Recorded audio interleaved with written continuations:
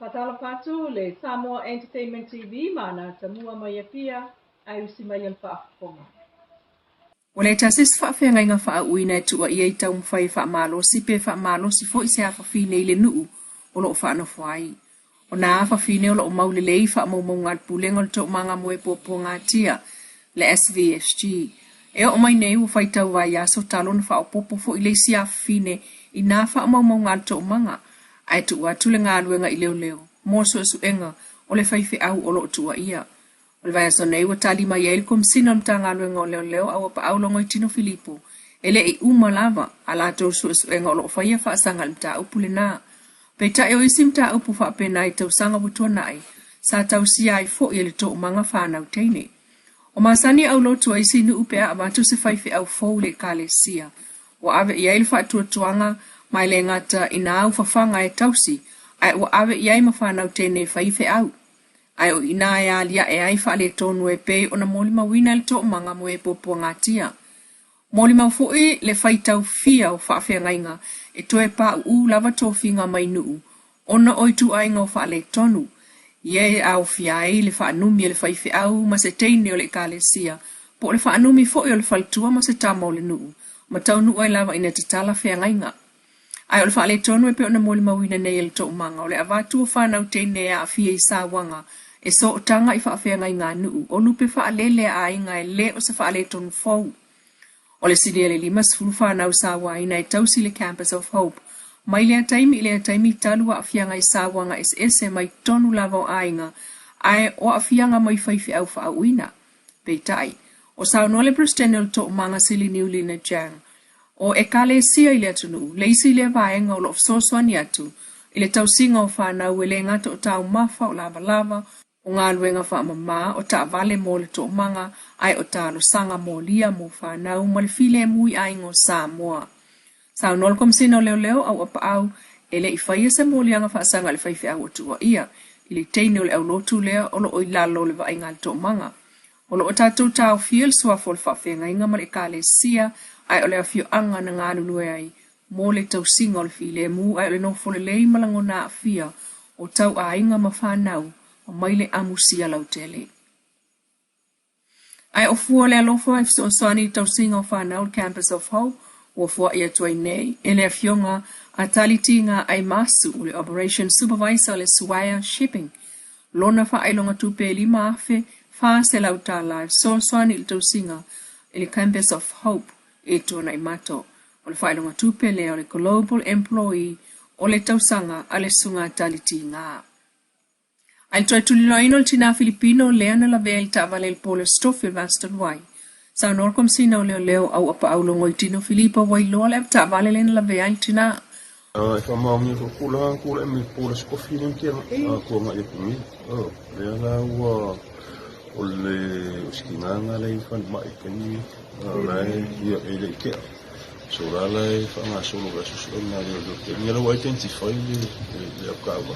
O le Filipino? O le Filipino lo mkua le kami? E o le Filipino lo mkua le kami. Mai a le lo wa identify le apkawa le malabea. Le aptex. Mole mawino le tina lea na savali le awala. E o atu ilu mo le whala onga St. Mary's Savalalo ma kolosi atu ile isi tu. A nga ile tu o Yale Radio Polynesia. O la e muona tilo, le si tu wala, ai masawa toel ta'avale mai le si tu, ma soa le lea ilunga le ta'avale, ma ta'avale vale pa u le si tu. O le onga wa afianga le tinan, fa atope toel fale mai ma lo tau fia pia mo tonga fitinga. Ai o mole mawina, le so o lava o ta'avale la vevea ile onga awala lava le Savalalo. Ai o ta'avale sawa lava.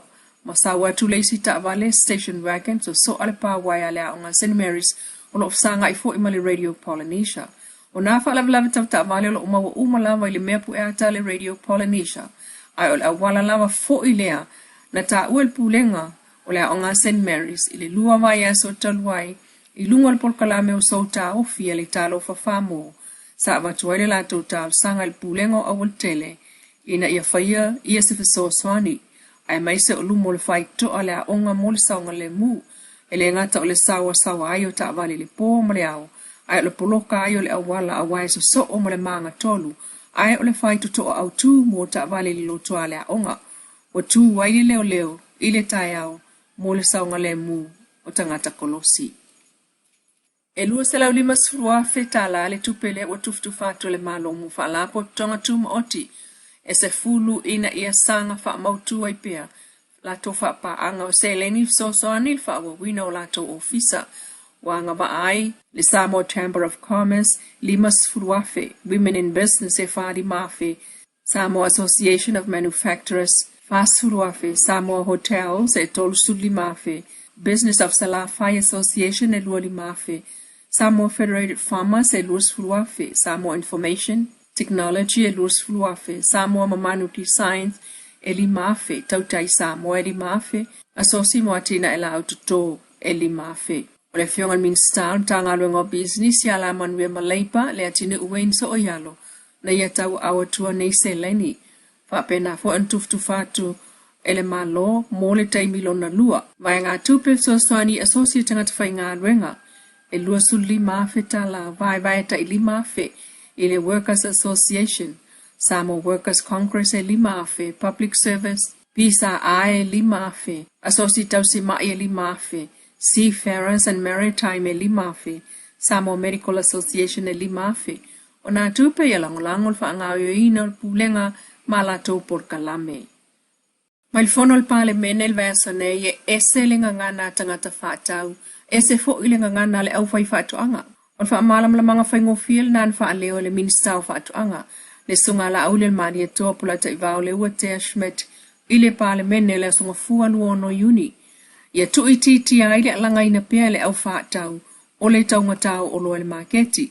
Taunanga na i lato wala o e whatau. A le tali e lau whai whatuanga. Ua manuia lau whai whatuanga.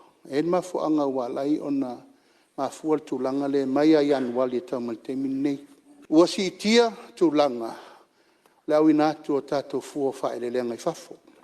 Sa tātou tera noa nei ina o le tai se furu container le masina. O la wala lata nei i le luas furu container. O le wabe le teimin nei tātou talo. O le whatu le na o le mele sa whata vale atu nei. Tātou wa ise se lenga fo ia whai tio mai e isi o tau. O le ano ato o le mele tupu nel tau whawa se ngana. O le tūlanga o le tupe maua, ma le mana o mia tele. Whamanu yanga le na. Pe tai o au whai whatuanga malama e tali tonu malato iyo e ina le sauna ngā lauli. E ese le lato o le ngana. E se fo ile ngana atangata whatau, sauna o la auli. O le taimile nei wa taungata ai mea mata. O le taimi sele ma manuia le nei mo whai whatuanga. E le na o le maketi o manuia ai whai whatuanga e o fo i talo o lo whatau watu i whafu. Sau nola auli mai se fulu pusa o loa po containers sa wai. Le ua whaasolo e no atu le lua se fulu container talo e whatau watu i whafu. A le au whai whatuanga. Ai mo le maketi la vaia wa manuia le au whai whatuanga. Ina ua si itia i lunga le tau o lato o loa. E pe o talo ma fuala au. E alanga ina i loa e le au whatau le whaapea mai o taunga tali soifuanga. E o lava i le tangatalo, wa manuia fo i le au whai tangatalo. Ina ua saulava mai le ono se fulu, tā la sa iai le tanga lua kilo, i le iwa se fulu tā la i le tanga, le uo o iai. O wha mauninga nā, o manuia o le au whai whaatuanga, ina ua tele le mana o mia o le talo. Ai ua whautua le minsta, o le mafua anga fo i le nā, o le ulua i selselenga o whai anei, ia lava tau mafa, ma whaata watu i whafo, ai maise o le taimi mana o mia, e pe ona iai nei, wa manuia ai le au whai whaatuanga. Pe Samoa Entertainment TV mai e pia. Tato toi whailoa i le aswa tai au le alofa o le atua, soifua.